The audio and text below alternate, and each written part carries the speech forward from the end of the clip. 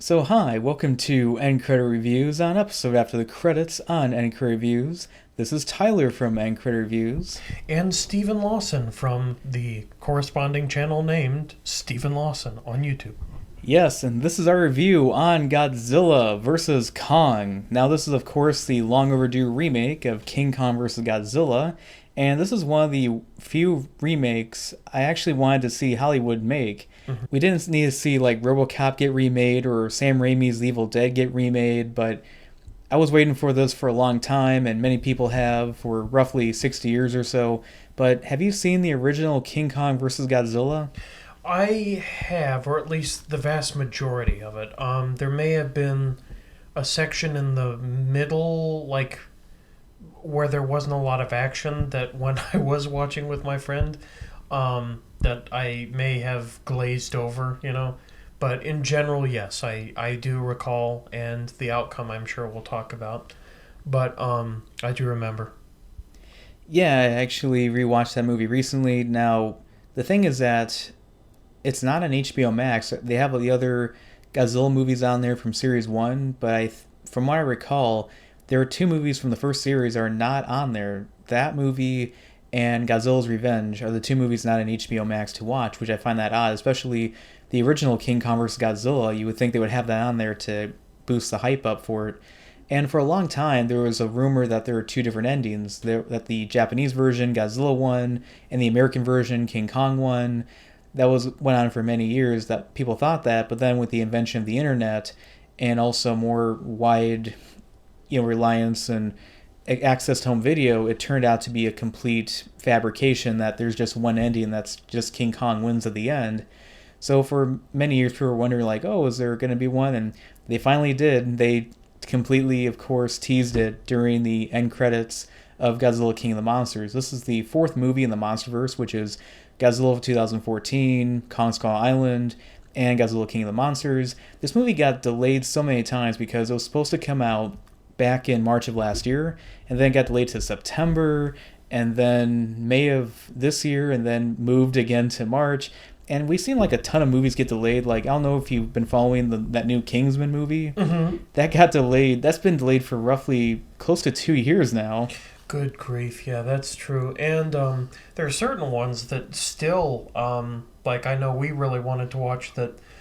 I've heard next to nothing about, like, that Antlers. I feel like every opportunity I get on this, I'm like, please, Antlers, I need to see it, my guy. Give me the fix. But, yeah. Yeah, I will say at least it's coming out pretty close to Halloween, so it'll be a really nice Halloween-related movie to go see. Mm-hmm. Even though there is a Halloween movie coming out that month with Halloween Kills. Sure. But I was jokingly saying that how many times this movie got delayed in other movies, seeing what would happen with them. And I was thinking to myself, yeah, I mean, this movie keeps getting delayed so much. If they delay it even further, Millie Bobby Brown would probably be an adult by then. Probably. Was pretty close in this one, by how they portrayed her, so... Yeah, Chris Hansen's like, but not close enough. Yeah, he's like, watch yourself, kid, or I'll end up in your living room. Yeah, but too bad he kind of failed to take down Onision, but... True, amongst a bunch of other people that will remain nameless unless this be demonetized, probably. Okay, let's get back on track. Let's get back on track here. So the movie has an A plot and a B plot. So the A plot follows Team Kong, who is trying to get Kong to a new habitat home after, I guess, his home got destroyed off screen. And we have Nathan Lynn, played by Alexander Skarsgård, who, by the way, was an actor who apparently auditioned to play the title character in the Invisible Man reboot. And also he's also joined by, can't remember how you pronounce her first name, Eileen Anders, played by Rebecca Hall, which is ironic because when I went to go see this movie, there's a trailer that played with her in it. I think it's like a horror movie, suspense movie. I forget the name of the movie, but she was the lead in it. So I'm like, oh, she's also in this too. And also a little girl who is deaf who communicates with Kong. Meanwhile, as this is going on, Godzilla is now attacking places that seem random and completely out of character that we've seen from this character, at least this version of Godzilla. And that is the B plot, which we follow Team Godzilla, trying to investigate why Godzilla is being provoked all of a sudden. Now, unlike many other movies in the MonsterVerse, they've kind of varied on if there's been reoccurring actors or actresses in them or not. This one does have a few actors from the previous movie, King of the Monsters, that do come back. We have Kyle Chandler reprising his role as Mark Russell, I think that's his name. Mm-hmm. Okay. And we also have Millie Bobby Brown reprising her role as Madison Russell. And, of course, she goes on this journey to try to figure out why Godzilla is attacking all of a sudden. And she befriends a podcaster and, I guess, conspiracy theorist named Bernie Hayes, played by Brian Tree Henry. And, I mean, we all know who he came for, and that, of course, is Godzilla and Kong fighting. So what'd you think of Godzilla versus Kong, Steven? What... Excuse me. What did I think about the matchup of the millennium? Big Monkey versus Big Lizard. Yeah, it's pretty good. That's what I'd say. I definitely... This may be controversial to some people, but it was not my favorite of these four. I definitely stand by that. King of the Monsters was the best, by far. But this was still enjoyable. I find mentioning, the podcast conspiracy theorist, that the Godzilla storyline, or rather, we're not going to spoil, but leading to a big cover-up storyline with that absolute dippity was not very compelling. I felt, obviously people who've heard our reviews before know that I'm a Transformers fan, and am not... A lot of complaints that I find to be kind of nitpicky. I kind of started to realize in this movie how some people may feel about, for example, in Transformers, Sam Witwicky's parents. That's kind of how I felt about this, B-plot with the conspiracies and Billy Bobby Brown and her... Millie Bobby Brown. You call her Billy Bobby Brown? Excuse me. I imagine, the messed up, buck teeth and with the banjo. Yeah, no, but, Millie Bobby Brown. I mean, she was good still, but I was not that much a fan of that storyline. It felt a little too convenient. On the other hand, the Kong storyline I think was great and one of the strongest ones so far. So, and the fights, obviously I'm sure we'll talk about, they were pretty darn great. And also the outcome was objectively correct, and you're wrong if you disagree. But yeah, I would basically say that this was a solid movie, a lot of solid action, good pacing for the most part. I guess a couple complaints I would have logistically is the involvement of other kaiju in the previous films that kind of ambiguously are either hinted... it's kind of up in the air, so this isn't really a spoiler, but it could be that they just went into hiding and are asleep again, or they could be dead. It's kind of up for your interpretation by something they show in the beginning by, government files. And I think that could have used some clarification, but a lot of new, interesting story elements, as well as, clearly, the two big honchos we were there to see duke it out, I think made it enjoyable. And the one thing also that I think could have strengthened a little more for me personally is if we ended up getting a little more of a hint about what is really going on in the Hollow Earth. We got a little tease to where, basically Kong's past, or at least his species past, is related somehow to this new location that's explored. But it kind of gets interrupted, and just from there it escalates towards the end, which is fine.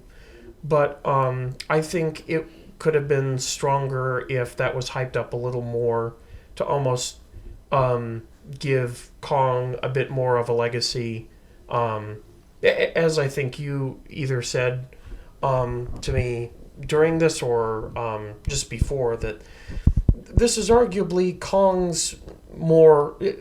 This movie is Kong's more prominently than Godzilla's because of Godzilla going sporadic or erratic. But basically, I think that in that one element, Kong, this could have been a great movie if a few little changes had been made, especially in that area, and maybe replacing certain actors or elements of the B story.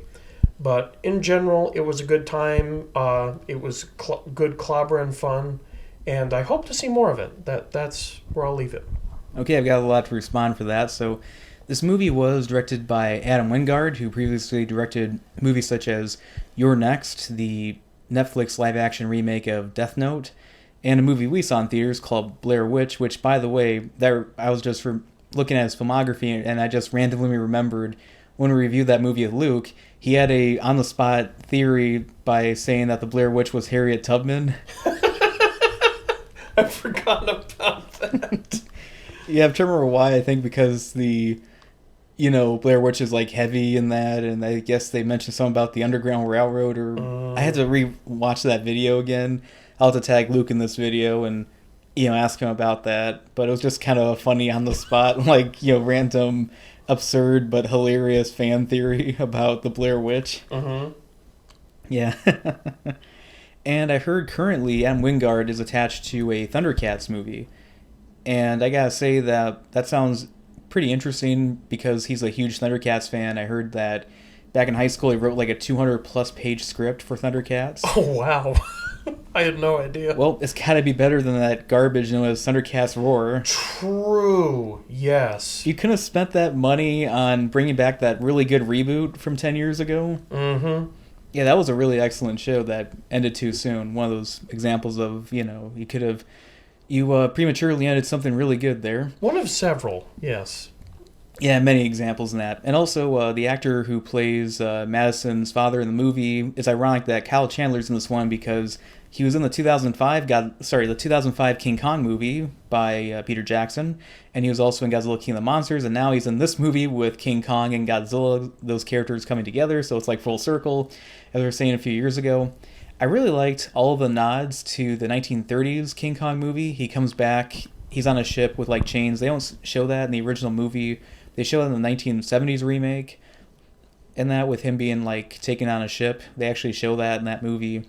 But also the part, well, this is kind of a spoiler here, but there's a shot where he's in his home where he's like, by this like cave in that's overlooking this vast jungle. He's like banging on his chest. It's really a clear, nod to a similar shot in the original King Kong movie where he's at his lair cave in Skull Island and he's like, banging his chest in that while his love interest is like on the ground and that sort of thing.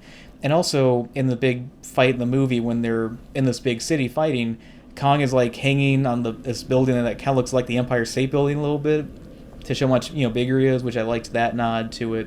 But also that one part where he's fighting those like those huge lizard monster things. They remind me of the dragons from Dragon Wars, was it? Yeah. Except probably looking a bit better, but yeah. A lot better. I'd say that's fair, yeah. Yeah, I just remembered that, but yeah, I do see there's some story elements with the human characters I felt like were just overly basic, but the common person doesn't go see a giant monster movie for the humans. Sure. Okay, just Agreed. letting you know that. I wouldn't even say the common person. I'd say people with class. Yeah, I know. But anyway, so with the B plot and that sort of thing, I thought the Bernie character could be kind of annoying at times. I see, they were trying to do something in the Transformer franchise similar to that. And then I think the worst of them, of the new characters, was Josh Valentine, not related to my Valentine from Yu-Gi-Oh! Played by Julian Denson. I don't know if that's how you pronounce his name. but he was the worst part about Deadpool. Let me redo that. That was Julian Denson. Played by Julian Denson. You may remember him as the worst part about Deadpool 2. Yes, I'm just gonna say so far, 0-2 for you, my guy. May want to try to get those chops, your acting chops together real quick before you're in the toilet. But okay. But also, one actor I was surprised to see was he was barely in the movie for like maybe several seconds. Was Lance Reddick? He's in the John Wick movies as the what's the job for the guy at the hotel? The who works at the desk? Oh, the lobbyist? Or no, not the lobbyist. Maybe that's why there's so many strong lobbyists. They're part of the John Wick universe. That's why we can't get rid of them, because they got that much power. There's so many assassins there. Right. Fan theory. Work on that. Fan theory. Stay woke. Listen to the podcast, boys. Hotel manager guy. Yeah, I know what you're talking about. He was in the lobby the whole time. That's what I was thinking. Yeah, the John Wick movies. Mm-hmm. And he was also in that movie Angel Has Fallen. It's like the third movie in the like Olympus Has Fallen, London Has Fallen, and there's this hilariously bad like blue screen, green screen effect with like running away from like rubble, and it's so bad, it's hilarious. I don't know if you've seen it, but if you've seen it, you know what I'm talking about. The thing I remember him from most clearly was he had a pretty prominent role as the boss in Fringe, which is probably like pushing 15 years old at this point, but that was a pretty good cop show / semi X-File-ish. Yeah, and I was speaking of the B plot with Team Godzilla and that sort of thing. I did like when they were going around that area. They did have a nod to Kong Skull Island where they show like a skull crawler. Yeah. At one point, that was a nice callback. But there's this one part I saw this in the trailer, and I was kind of laughing a little bit when this happened because of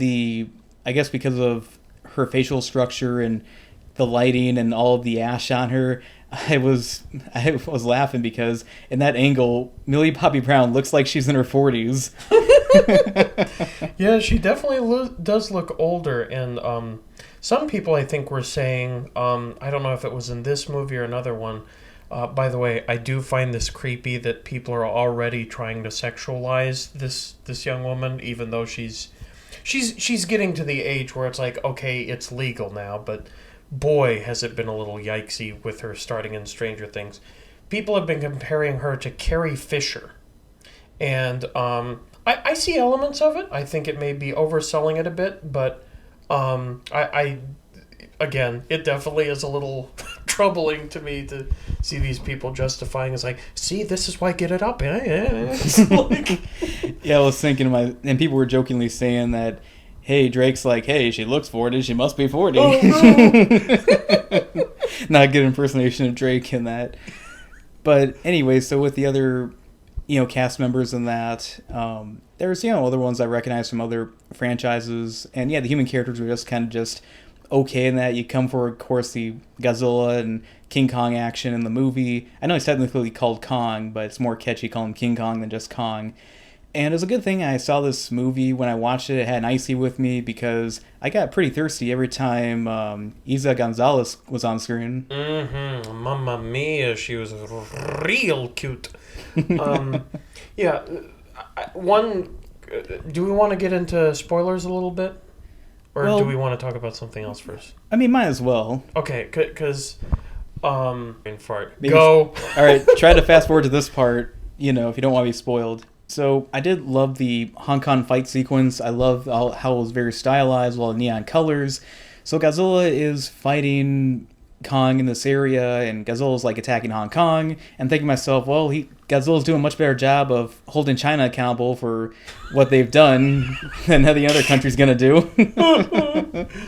Very true. And it turns out the reason why Godzilla is attacking these places, they just so happen to be these these headquarters of these, not headquarters, but the various locations of this company called Apex that's trying to build a giant mecha Godzilla to kill Godzilla and the other giant monsters. Some could say an apex predator. Yeah, Dun-dun-dun. yeah, the company's called Apex and that, and when they were in that, sorry, I'll redo that. When they were in that first scene with that factory in Florida, I couldn't just stop but thought of that. It looked a lot like the factory of Oscorp from the first Spider-Man movie, and that I was just thinking, somewhere while this is going on, that someone should intercut this, like what's happening with what goes wrong with Norman Osborn when he becomes the Green Goblin in that movie. Yeah, and also this Mechagodzilla, I thought he looked pretty cool looking. I mean, yeah, the design was kind of better than Ready Player One, but I did like how when he had his own fire breath, it wasn't just another casual flame that would be not really practical for him to go against the Godzilla's like fire beam in a way. So I liked how it was like a laser that could like cut through like pretty much anything. Like it cuts a skull crawler in half, which I'm like, oh, that was pretty impressive. Yeah, I did like what its feats were, and it clearly was like handling both Kong and Godzilla at the same time. I definitely was. I mean, there are fan designs of Mechagodzilla I thought looked better, which was not ideal to me, but for functionality, it definitely served the purpose as the foil and the true villain of this part. I am honestly, you were mentioning Kong is not called King Kong in this. I honestly think, and there may be an interview on this already, but even though there isn't currently anything slated for the MonsterVerse after this, they're waiting to see how this film does. I think there is an argument that in Kong basically being the one that delivered the finishing blow to Mechagodzilla in this with help, people could say he is a king in his own right, and now he also is in the Hollow Earth, where he rules as king. So, there's like a king of the seas and above and king of the ground below, which I think is kind of what they set up. And for that purpose, they did well. Yeah, and speaking of, what was kind of weird was that when I went to go see this movie, of all the trailers that played, there was one for Space Jam Legacy, and that movie has King Kong in it. Does it really? Wow. Yeah, and I swear that and the Iron Giant that they have in that one too has to be recycled from Ready Player One. Probably. From, 3 years ago or so. That movie looks like such a mess. I want to watch it just to see how much of a mess it is. Yeah, it from what I was able to see, it does look like it's a try-hard train wreck waiting to happen. But I do feel like our generation is obligated to see it for the first one. And they know that, so... Yeah, some people are probably not going to see it because Lola Bunny doesn't have her, True. There is the activist brony community that is like, I want my animal sexualized, damn it. I thought that was the furries. Well, I mean, bronies are that way too, but furries, yes. Oh, okay. Yes. Okay, never mind. Furries want to personify Lola Bunny and be in the act. That's the difference. All right, let's go back to Godzilla vs. Kong here. So anyway, you're probably used to this by now with all our tangents we go on here if you've been listening to this for long enough. But anyway, I really love the fight scenes with what they're happening, and I did like how Godzilla was clearly dominating Kong at times, but I did like when Mechagodzilla was like beating up Godzilla at that point. It made sense because Mechagodzilla was designed to kill Godzilla and to study his movements. So then Kong, teams up with Godzilla to defeat him at the end, and thought it was pretty cool the way how he completely destroyed him at the end. And the axe that he uses is part of a talon from, I guess, a previous Godzilla from the past. Yes, yeah, a dorsal fin. Yes, I thought it was interesting. One thought I thought was a little bit kind of cliched, and the one audience member's response was kind of cringy too. Was Isa Gonzalez's character is a surprise villain, and she tries to she steals this one thing to power Mechagodzilla. What doesn't make sense, they do a Wi-Fi transfer of it, which is weird. I mean, would it make more sense to physically get the thing there instead of doing a Wi-Fi transfer of it? Which I felt like that was kind of overly convenient. Yeah, that was overly convenient. I mean, it was just excuse to have Kong crush her and that sort of thing, and that one transport thing. And someone next to me clapped during that, and they were purposely trying to get everyone to clap with that. And I was thinking back to one of the characters from Mean Girls, like, stop making that a thing. It's not going to become a thing. Yeah, so yeah, it was very fun seeing all these big action sequences when they're fighting in the ocean with those ships. That was really fun. That was like a childhood dream seeing that happen. And then also, seeing Godzilla and Kong fighting in Hong Kong. That was a lot of fun. And it's nice to see this movie doing extremely well worldwide. It had more than $120 million opening weekend overseas, and it has had a $40+ million 5-day Easter weekend, which shows that people really want to go see a big spectacle again. And what better way to see two of the most iconic giant monsters of all time in the same movie together, fighting from time to time. But yeah, it's a very entertaining movie, despite, yeah, I do agree that there's definitely, flat stuff with the human characters, which is expected in most of these movies. But yeah, it's entertaining, and I would say definitely go see it on the big screen. It's a whole lot of fun, and this would be nice if this is the movie that kind of saves the movie theater experience going forward. And it's outperformed various other movies. It made more money than Tenet and Wonder Woman 1984 on opening weekends, which is a really good sign. And who knows if they'll make more after this one. Maybe we won't see another movie like this for another several years. There's been talks about maybe going on HBO Max as part of the Monarch series that they may do that with, which I'd be interested to see if they go in that direction, explore other monsters in the MonsterVerse, have Godzilla and Kong show up occasionally from time to time. Maybe some of the actors from these movies show up as a guest star appearance from time to time too. But yeah, I'm trying to think if there's any other things I wanted to bring up about the movie. Yeah, did we talk about the fight on the jet carriers? We briefly did. Sorry. Yeah, gotcha. Yeah, I really like that one and how environmentally based Kong's fighting was in this.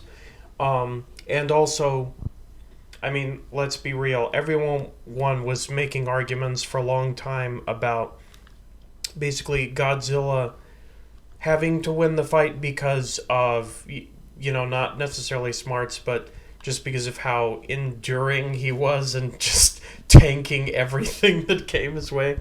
And that's ultimately what it came down to, which I think was great. But yeah, it makes sense. They also did pretty well where they had a brief moment where you could say Kong at least stunned Godzilla, so therefore he gets that one. I still think, though, that the fighting was balanced very well. The humans were okay, but the Kong arc was great, I think, overall. And I really do hope we get to see more from this universe because it has a lot of potential for more. I know we were talking about Gigan and Destroya, and lots of people really want to see Destroya, as the next big bad. But it was a lot of fun. Sorry, Kong was choking me out over here. But it was a great experience, and I agree. We need more films like this to get seats in seats. And this was a great way to get that started. It looks like we're finally back to some semblance of civilization and people not just fully adapting into the techno-hermit lifestyle. So let us demonkify and get out in them streets. Yeah, one last thing before we give our ratings in that. So part of spoiler territory too. So the reason why Godzilla has been attacking, I don't know if I brought this up already, but it's because the skull of King Ghidorah is used to channel the Mechagodzilla character, which makes sense why Godzilla is attacking these places. It's making him go irate because King Ghidorah nearly killed him and destroyed the planet that he loves. So it makes sense why he would want to stop at just about nothing to kill King Ghidorah if he senses King Ghidorah is still alive or any part of him is alive still. At the end of Godzilla King of the Monsters, where we see a post-credit scene with Alan Jonah's character, he was the villain in King of the Monsters. He, buys that decapitated head of King Ghidorah from the second fight in the Gulf of Mexico, I believe it was. And I was surprised they didn't bring him up whatsoever because he bought it, so he sold it to the villain of this movie, or maybe it was stolen from him. They never explain it, whatsoever. So I found that kind of surprising. Yeah, I definitely think that the two weirdest moments of the movie you did nail on the head being the Wi-Fi transfer of the element and the basically the big villain for the humans being missing for all intensive purposes. That is very weird, and for all we know, he could be capped somewhere, by the rich evil corporate guy. But I also think that there's a lot to offer with the Hollow Earth. I spoiled it a little too early on, probably. Well, they mentioned in the previous movies, like in Kong Skull Island. They did, but I think that was really cool and visually just stunning. I think that was phenomenal. Yeah, one last thing I just remembered now, and I thought that Godzilla at times could have been overpowered in this movie. Like, there's a part where he breathes atomic breath all the way to the center of the Earth.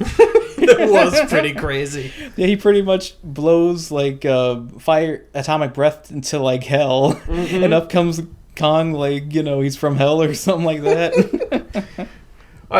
When your chimney breaks in because a big lizard is breathing fire down your chimney. Yeah. When you're constipated and you take the substance to clear it out. So, what would you give Godzilla versus Kong, Steven? Well, like we've been talking about, it was good. I definitely think it's still not quite as good as Godzilla King of the Monsters, but that does not mean it was not thoroughly enjoyable. Great action, great cinematography, great sequences. Humans were tolerable. And it was an overall great time. So I would give this movie about an 84% if I had to give it a score. Definitely one of the better ones this year, and quite frankly, we'll take anything because we're starving for good content. I definitely think this was a enjoyable experience, and would encourage people to see it in the theater if they have the option. Well, personally, I do think that it's better than some of the other movies in the MonsterVerse. I like it more than Godzilla 2014, where it's a very boring movie in retrospect. I tried rewatching it a few years ago for the first time since I saw it in theaters, and I was really hyped to rewatch it again. I'm like, this is kind of boring. And I really love all the Godzilla moments that were kind of misused and too brief. And I love the Halo jump sequence. It's kind of like seeing Dante, descend into hell in a way. And then also we had Kong Skull Island. I think visually is when they started to improve stuff, and some of the side characters were pretty good, but a lot of the other human characters were pretty stock, and I laughed pretty hard when Brie Larson's character is a complete Mary Sue and fires a flare gun right into the eye of one of the eyes of that skull crawler. Yeah, oh boy, that was where her Mary Sue-ness really started to come revving. She has her own YouTube channel now, so she'll respond, "Is that a personal attack?" Yes. Be triggered. But overall, I do strongly agree that Godzilla King of the Monsters is the best movie in the MonsterVerse, and I know the IMDb score is the lowest compared to all the movies right now in the MonsterVerse, but I absolutely love that movie, and why that's great is because I like about that movie is that it's more of an original soundtrack. This one had more kind of music that already existed that felt a little bit more mainstream-ish, and also the human characters were a little bit more flat, and even though they did have the advantage of having some characters that were well written and developed in the previous movie and this one, they kind of are just downgraded a bit. Well, more noticeably than the previous one. And I thought it was more visually stunning with that movie. I felt like it was very beautiful as a story, as a drama with the humans, but also really great giant monster action. Just one of my favorite Godzilla movies, easily out there, and I could care less of what certain critics have to say about it. That, one of them ironically blocked me on Twitter because he can't take any criticism of it. But yeah, a lot of human characters were just okay in this movie. But you come for the giant monster action, it really does deliver. It's a fun movie. Recommend seeing it on the big screen simply because, it's the best experience to get on, even if you have HBO Max. So as for Godzilla vs. Kong, which I believe is one of the rare remakes that's better than the original. True. I would give it about 3 stars out of 4. So anyway, I'm trying to think what else I wanted to say about this movie, but yeah, I was really looking forward to this one a lot, Hmm. and I'm really happy that it finally got released. And yeah, it's entertaining. Again, I understand the criticisms of the movie, but it's fairly very enjoyable, very entertaining, and would give it a solid recommendation. If you really want to go see a movie in theaters again, this is a good excuse to get out there and go see it. Absolutely, I completely agree. And the assessments of King of the Monsters, and for that matter, this one, where people may be too anal about, well, this isn't very deep, but they get on their high horse about how every movie needs to be a political statement or something. Shut up and have some fun, for God's sakes, just for once in your life. Exactly. There's this funny spoof article that said that Hollywood writer struggles to inject political agendas into a movie about giant monkey versus giant lizard. That's pretty true. And but in any case, go out, have some fun, and this is a great movie to if you haven't been out and seen the sunlight since COVID started. This is a great place to begin. Yes, most definitely. So anyway, this is Tyler from Anchor Reviews. And Stephen Lawson. And we hope to enjoy this episode of After the Credits on Anchor Reviews, and we hope to make a lot more in the future. Please like and subscribe.